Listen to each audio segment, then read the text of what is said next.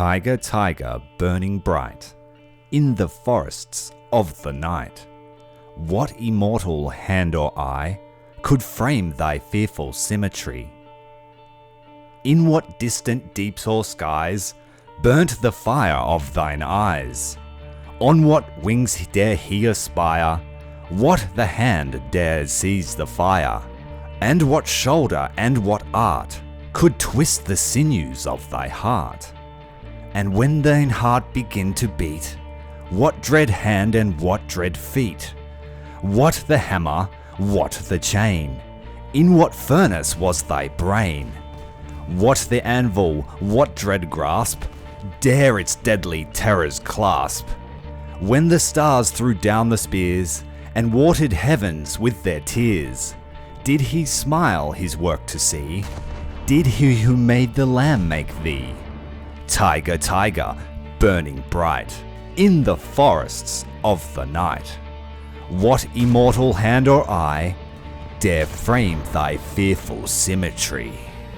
I am Commander Tyrael, and this is HMS Tiger, the lead ship of the Tiger class and the last conventional gun cruiser used by the Royal Navy.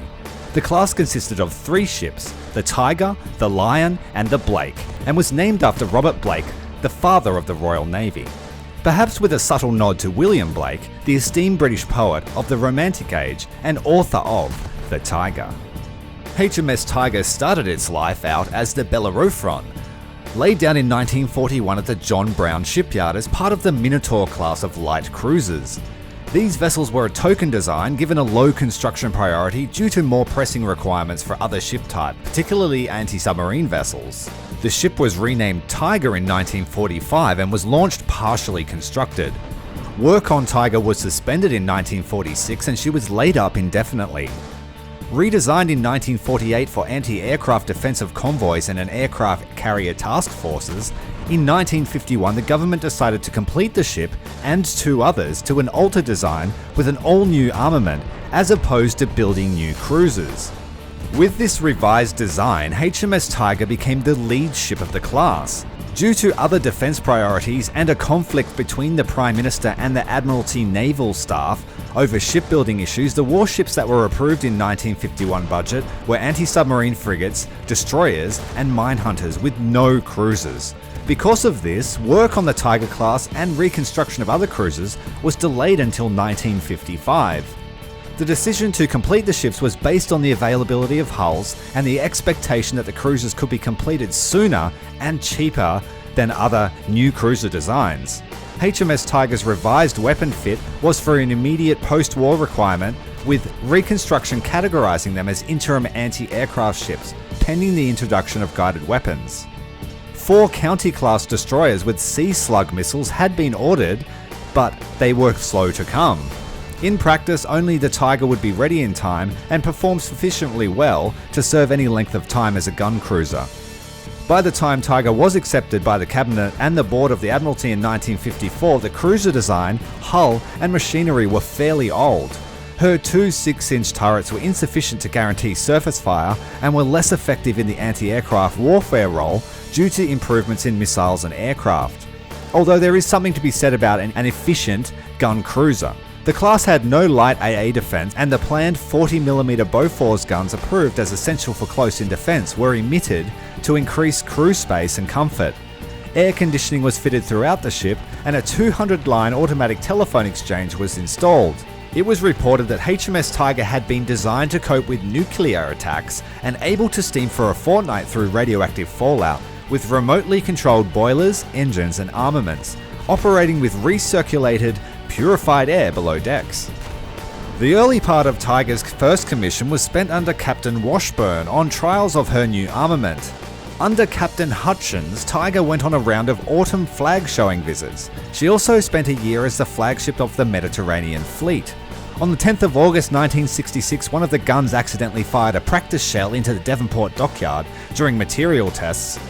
Tiger was placed in reserve in December of 1966 before undergoing conversion to a helicopter and command cruiser from 1968 to 1972.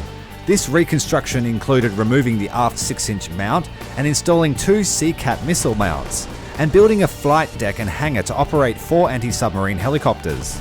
Tiger-class cruisers had a displacement of 11,700 tons at deep load, a length of 169 metres, a beam of 20 metres and a draft of 6.4 metres.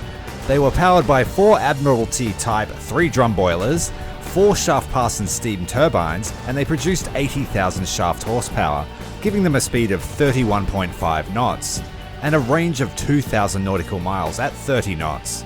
The crew complement varied wildly throughout the ship's history, but in War Thunder it has 880 enlisted men and officers.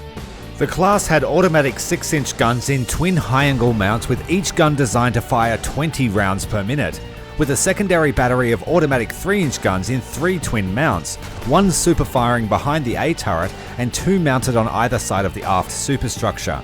These weapons could fire at 90 to 120 rounds per minute, with each gun mount on board having its own radar director. In the early days, Tiger's 6-inch guns were plagued with firing issues, often jamming just after 30 seconds. Despite this, the Royal Navy reasoned that the first 30 seconds of an engagement with aircraft and warships was often the defining factor, and as such, gun reliability was less important than instant response. Later, these issues would be resolved somewhat through liberal use of lubricant and regular servicing. The Tiger is the only British light cruiser with proper AP shells. These have significantly more penetration than the normal shells found on British light cruisers, at the cost of having only half the explosive filler, but her high explosive shells are significantly more powerful than the standard British 6-inch shell, having nearly twice the explosive filler. The HEVT shells are identical in TNT mass, thus they are extremely deadly to aircraft. Shell velocity is very low and can make long-range engagement tricky, but offers prospects of plunging fire. After the helicopter refit, which went way over budget and deadline, efforts to cut costs culminated in Lion being cannibalised to patch Tyger and Blake. Blake earned itself the nickname the Snaky Blakey when it developed a peculiar steering tendency post-hangar refit. Both ships were decommissioned and placed in reserve, and when the Falklands War broke out in early of 1982, both ships were reactivated. Their new mission was to deploy Task Force Harriers. However, the need to take off vertically rather than use a ski jump severely reduced the Harriers' endurance and weapon capabilities. This idea never came to fruition, and when Destroyer Sheffield was lost, the refit work stopped. Chile showed a faint interest in acquiring the Tiger and Blake, but this fell through. Tyger existed in a slowly deteriorating condition until 1986. Following a tendering process, she was sold to Spanish breakers.